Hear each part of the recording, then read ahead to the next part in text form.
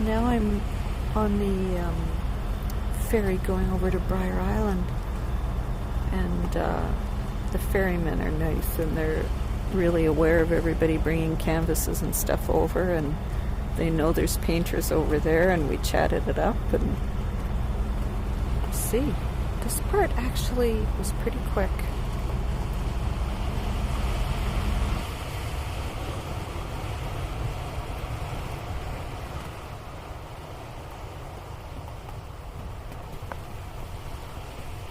It's 3:30 now. I've been out here for 2 hours. And it's amazing how tiring painting is. Is the concentration, and it's very exciting too, because you never know how it's going to turn out. So it's as surprising to you in creating something as it is for the viewer who's seeing it for the first time. And you're kind of holding your breath almost through the whole thing, because it is exciting, and if you're happy with what you're doing, then it's very difficult if you goof up. Although at this point in my painting life, I don't worry about it too much, because I know that worst comes to worst, just gesso the whole thing over and do a new painting. Today I've worked on 3, and I like the third one the best. It has the looseness that I'm looking for. It has, you can see the brush stroke really well, and how I've achieved that is by using a gel. It really is wonderful when you brush on the color. It just shows you all the strokes, and I really like that. Anyways, I've been drawing another sketch of a different direction of the scene. I mean, it's just fabulous here. You could just be in one spot and move around in 360 degrees and have an infinite number of landscapes to do. Plus, even in the couple of hours I've been out here, the water has changed, the sky has changed, the wind has changed, the lighting and so on. It's just constantly changing. For instance, I started painting a distant hillside, and I looked down at my canvas. I looked up to the hillside, and it had disappeared. I've come out again to Pond Cove, and I'm setting up in practically the same spot, because I'm just not finished with this, and there is so much to take in here. Right now, the sun is breaking through the cloud cover, and it's fairly cloudy, although I do see a little bit of blue up there. And the brilliance of the sun reflecting on the ocean is fabulous. There is gray cloud cover, but even that is so modulated and very different shades of gray. It's very exciting.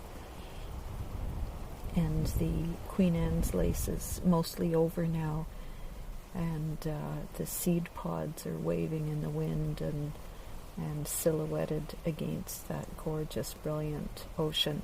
It's just beyond fabulous. These clouds are so confounding. They're so complex and of course ever-changing. But the shapes in them, I mean, wow, you could spend your whole lifetime as a painter just focusing on clouds, I think. The wonderful thing about painting in an intensive way like this, with no distractions like internet or telephone or meetings to go to or laundry to do or whatever, but just sustained focus, is that you can really do a lot of experimentation and development.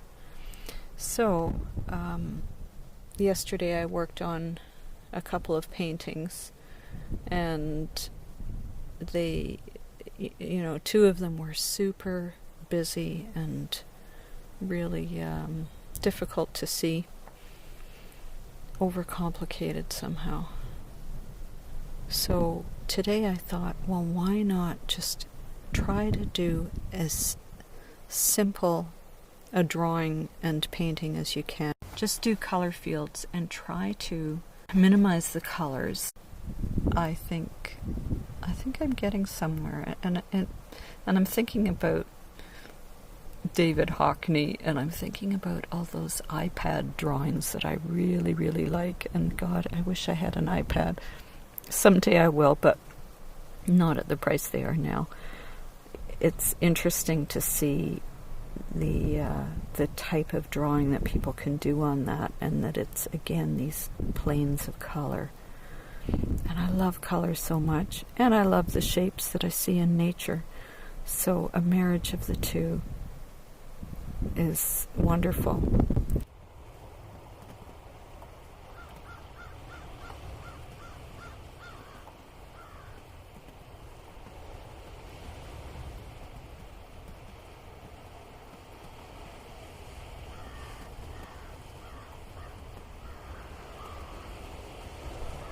I'm looking down on this scene that has a lot of patterning in it. It's almost like a quilt. There are dried grasses, there are clumps of other kinds of bushes. Some of them are the beautiful wild roses that grow here. Oh, they have, right now the rose hips are these fat things. And I've been eating them a little bit because, they have tons of vitamin C in them. And they're tasty. They taste almost like apple. It's kind of strange. You bite around them, around the outside, and until you hit seed, and then, you don't eat the seeds. So you kind of carve away at them. Very tasty.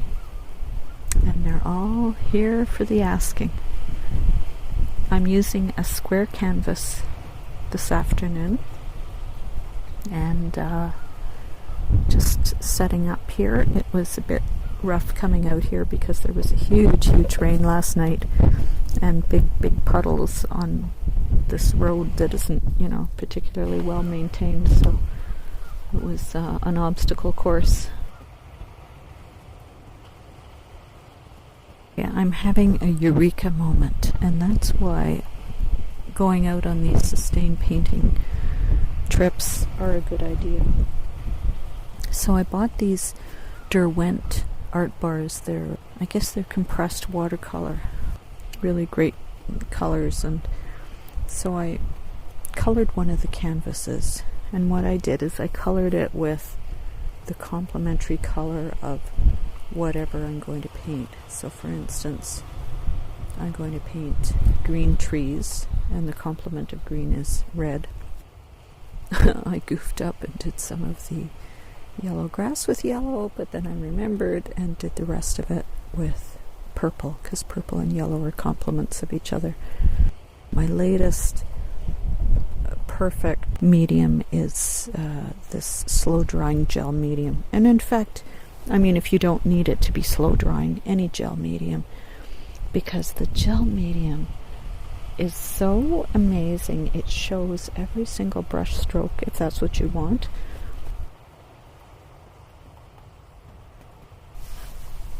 I haven't talked very much about the experience of having going away on a retreat with a lot of people, and it's pretty neat. I hadn't really met any of these women before or spent any time with them before except for one, and it was really great to see people's work and to exchange ideas and to share cooking and storytelling in the evenings and lots of laughs, and it was just wonderful for all of us to be able to come together with other women who are as excited about painting as each of us are, and to share ideas about the techniques that we use and how we paint and where and so on. So and to see, especially I find interesting what people's setup is and how they lug their things around and how they keep their oil paintings from smushing each other. In spite of the fact that we were in a group, we mostly painted in isolation from each other, and that was good too, because you'd have all this time alone, and then come together in the evenings and show and tell your work and have an amazing supper, that because each one of us was assigned one evening to cook, have an amazing supper cooked by somebody. And so I've had a whole week away from home without having to cook, with only having to cook once, and to have other people's cooking. It's just been amazing and wonderful. All in all, I would say that this painting excursion has been, for me, really successful, because it's taken me out of my element in a couple of ways. It's taken me away from my familiar studio, put me out in the wilderness, and given me gorgeous landscapes. And usually I'm there, I do flowers and stuff, so it's kind of nice to do the flowers from quite a distance away, because that's how I see landscapes, as really like a floral, only far away.